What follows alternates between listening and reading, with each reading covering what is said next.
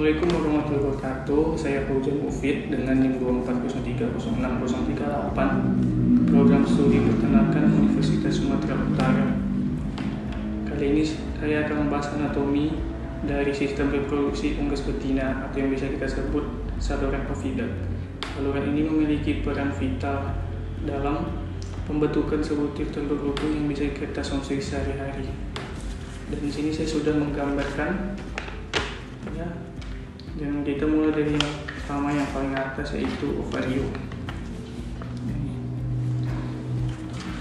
Seperti yang bisa kita lihat di sini, ovarium yang berbentuk seperti buah anggur fungsinya adalah sebagai tempat pengembangan sel telur atau kuning telur atau yang bisa disebut yolk. Disinilah folikel telur tumbuh hingga matang sebelum dilepaskan. Lalu yang kedua ada infundibulum di sini. Setelah matang, kuning telur akan dilepaskan dan ditangkap oleh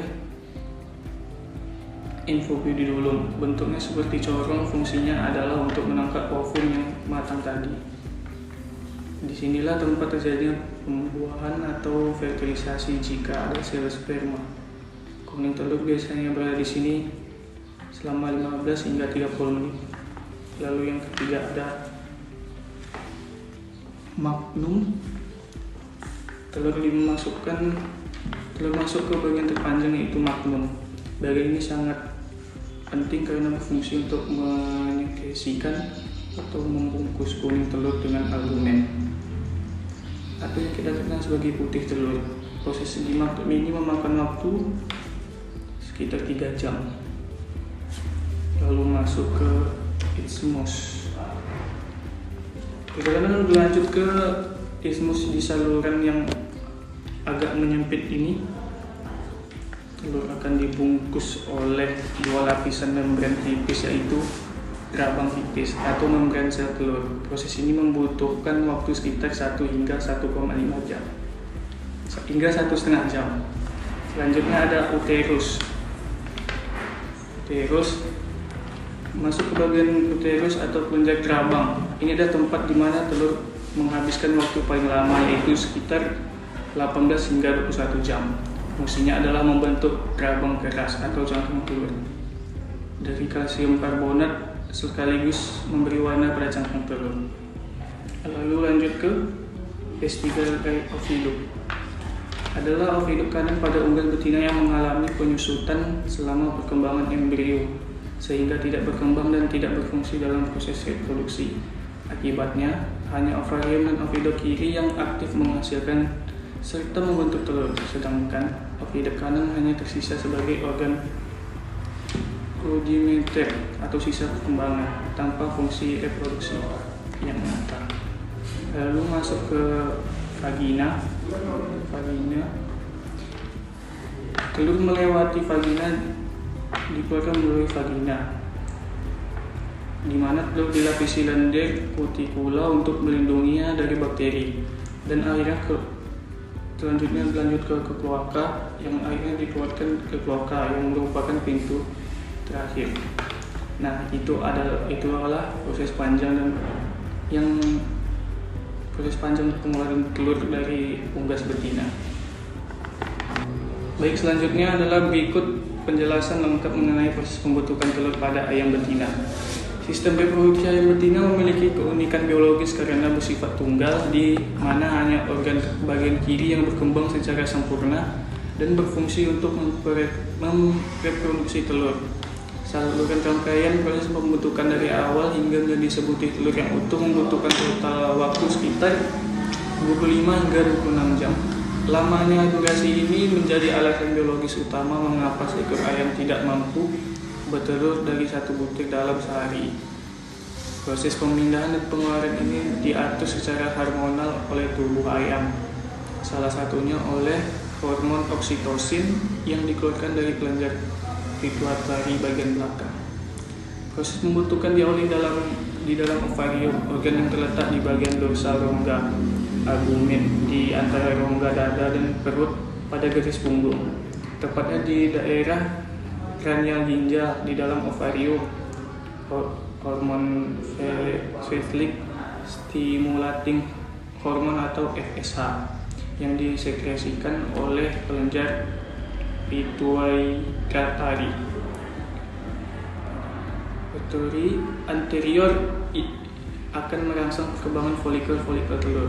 Ovarium ini kaya akan kuning telur atau yolk dan biasanya memiliki 5 hingga 6 folikel telur besar yang sedang berkembang matang, serta ribuan folikel putih kecil yang belum dewasa. Ketika yolk telah mencapai kematangan yang sempurna, terjadi proses ovulasi di mana folikel akan pecah dan melepaskan yolk tersebut agar jatuh dan ditangkap oleh infundibulum, khususnya melalui bagian mulut terbuka yang disebut ostium yang dikelilingi oleh rumbai-rumbai atau fiber.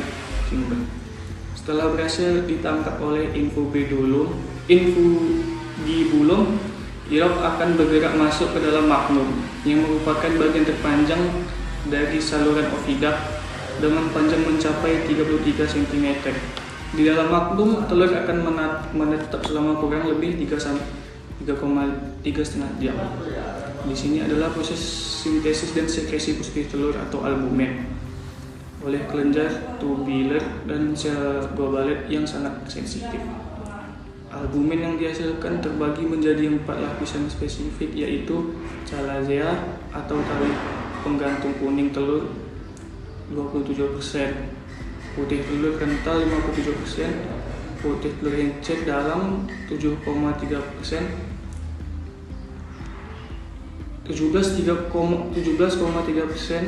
dan putih telur encer luar sebanyak 23%. Perlu dicatat bahwa lapisan putih telur encer ini belum terbentuk sempurna saat berada di magnum, melainkan akan baru setelah ada penambahan air di organ berikut.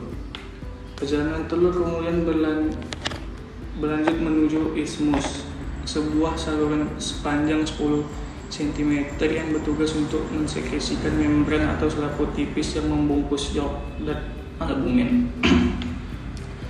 Telur akan menghasilkan waktu sekitar 1-15 menit hingga 1,5 jam di bagian ini.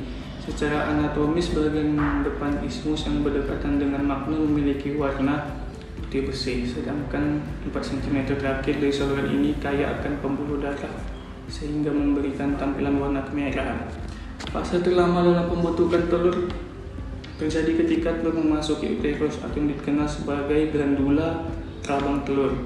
Di dalam saluran sepanjang 10 hingga 20 cm ini, telur akan tinggal selama 18 hingga 21 jam untuk menjalani 2 fenomena penting. Fenomena pertama adalah clamping, yaitu proses dehidrasi putih telur yang diikuti dengan penimbunan membran kerabang terbentuk. Penimbunan putih telur encer bagian luar setelah membran kerabang terbentuk.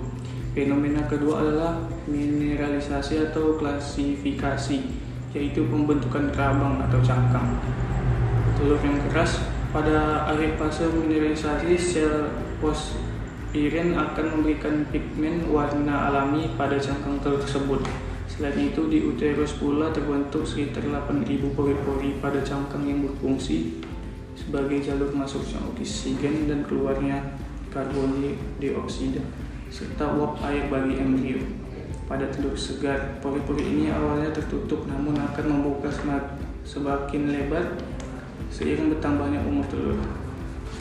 Setelah cangkang terbentuk dengan kokoh, telur akan didorong masuk ke dalam vagina. Saluran sepanjang kurang lebih 12 cm di dalam vagina, telur umumnya hanya singgah selama beberapa menit saja dalam kondisi normal. Meskipun dalam kondisi stres tertentu dapat tertahan hingga beberapa jam. Di sini permukaan cangkang telur akan dilapisi oleh zat kutikula yang berfungsi untuk mengisi sebagian pori-pori kerabang, bertindak sebagai pelindung alami dari kontaminasi bakteri luar. Akhirnya telur sudah siap dan sempurna akan dikeluarkan dari tubuh induk atau oviposition melalui kloaka yang merupakan muara dan bagian paling ujung dari saluran reproduksi ayam betina.